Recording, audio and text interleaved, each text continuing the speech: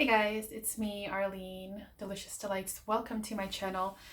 So today's review is going to be a fragrance that I have literally been testing for like 4 or 5 years. It's one of those fragrances that keep me on my toes. It's one of those fragrances that I can't decide whether I love or hate, because I do love it at times and I hate it at times. So this is from the house of Frederic Malle. This is called Musc Ravageur. So this is a very, very popular fragrance. I know that a lot of you probably already know what this smells like, but I've just been putting off talking about this perfume because this one confuses me a lot and challenges me. And so there are a few fragrances that I just keep on putting off talking about, even though I'm like dying to talk to you guys about it, because it takes me that long to, I guess, understand it or like get a grasp of what's going on. So I feel like now, after 4 or 5 years, I'm ready to talk about it. Let me get this. Actually, I'll get this on my skin. Thank you to the viewer who sent me the sample, by the way. I really appreciate it. So Musc Ravageur, an infamous perfume.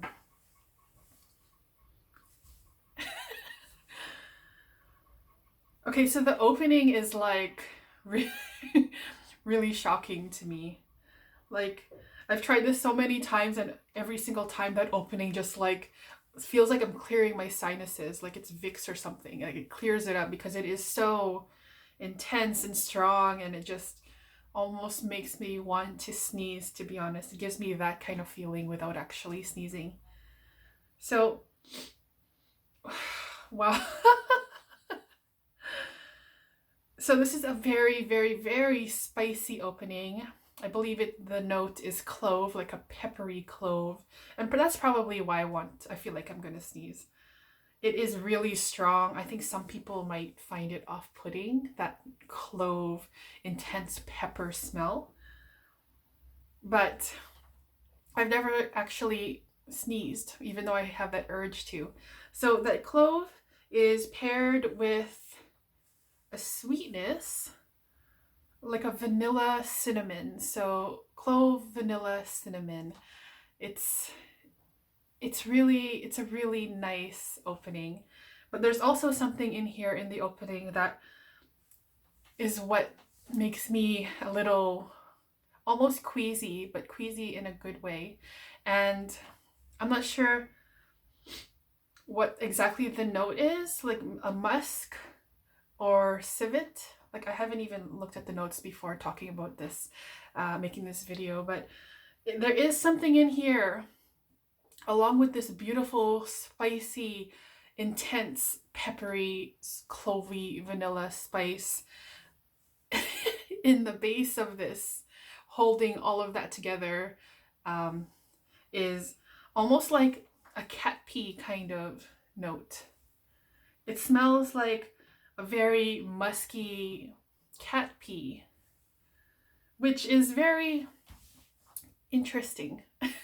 Like, people aren't really supposed to like the smell of cat pee, but when you when you mix it up with a beautiful accord of a spicy cinnamon, vanilla, clove, very intense, then it starts confusing me, but I like it, you know? Sometimes on my skin, when I have worn this in the opening, all I smell is like a sweet cat pee, and that's when it's off-putting, and that's when I want to scrum it off. But other times I've worn this, the cat pee is there. I can smell it, but it's interesting and it smells kind of good.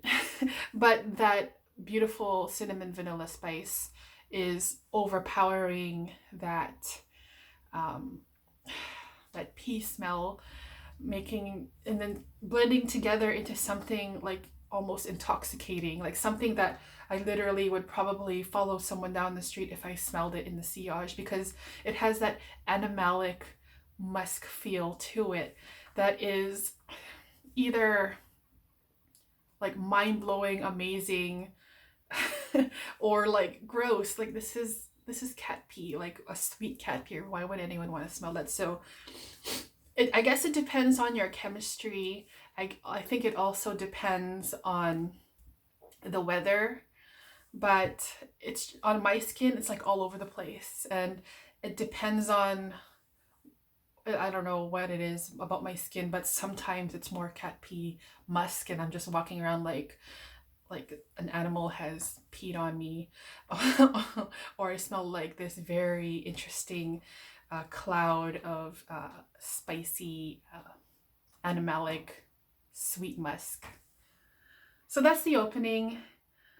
The way I explain it isn't even portraying how I really feel about it. Like, I can't really even put it into words because it is so strange, but so intoxicating, you know?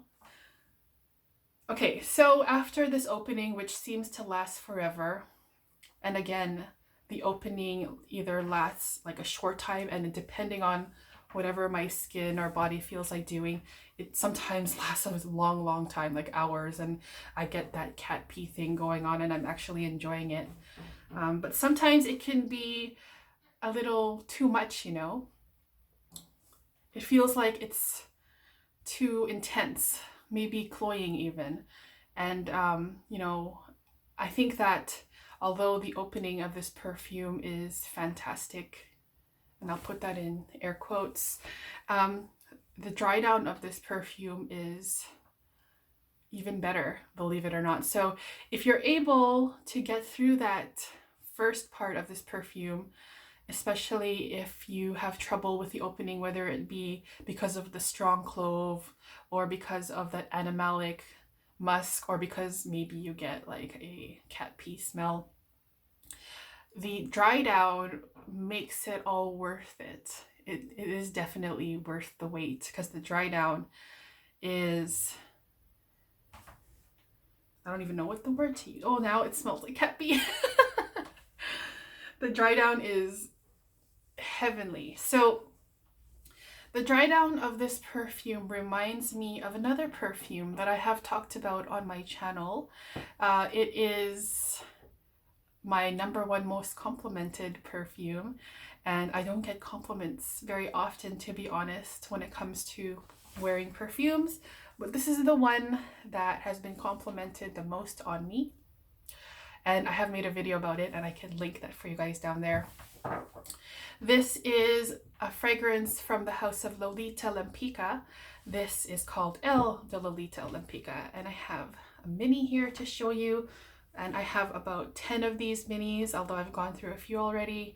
I use them, I decant them in a Killian sprayer, and I've gone through a few already. So it goes like that.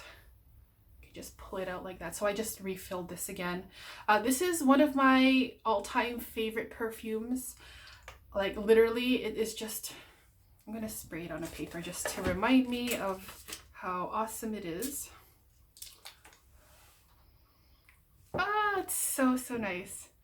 So L de Lolita Lempicka actually has the same creator as Musc Ravageur, and it's not surprising because you can definitely smell how similar they are, especially in the dry down.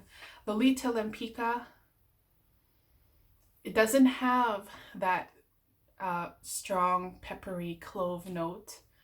It has this beautiful vanilla, creamy, beautiful cinnamony, spicy vanilla. I'm not going to turn this into a Lolita Lempicka review, but just imagine Musc Ravageur without that peppery clove that's really intense, without the crazy animalic musk that I smell, and also without that cat pee accord, which seems to sometimes be there and sometimes not, and in different intensities.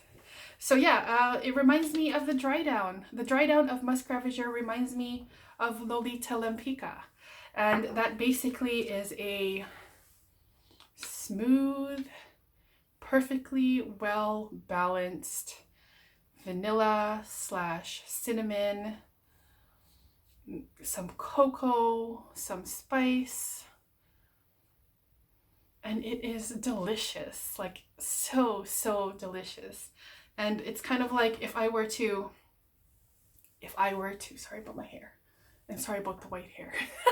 If I were to just give this dry down a 2-word summary, it would be, ironically, delicious delights. This is so, so nice. The spicy, edible, gourmand vanilla. There isn't, sorry, where am I smelling now? Okay, I was smelling the Lolita Lempicka. But the dry down has that elegant, spicy vanilla, very, very edible, very, very sexy. None of that animalic musk or cat pee accord anymore, and it's just yummy, just yummy, yummy, yummy. And this fragrance on my skin, the Musc Ravageur, lasts forever and ever and ever. It is one of the most intriguing, interesting, beautiful fragrances that I've ever tried, and I'm glad that I now have it off my chest, that I was able to speak to you guys about it. But I think that I can literally talk about this perfume for like an hour, because it is a lot more complicated than how I have explained it today. But yeah, you guys. So if I were to give it a rating, and just given all of the history that I've had with this perfume, the history and experience with this perfume, I think that this is a 10 out of 10 fragrance.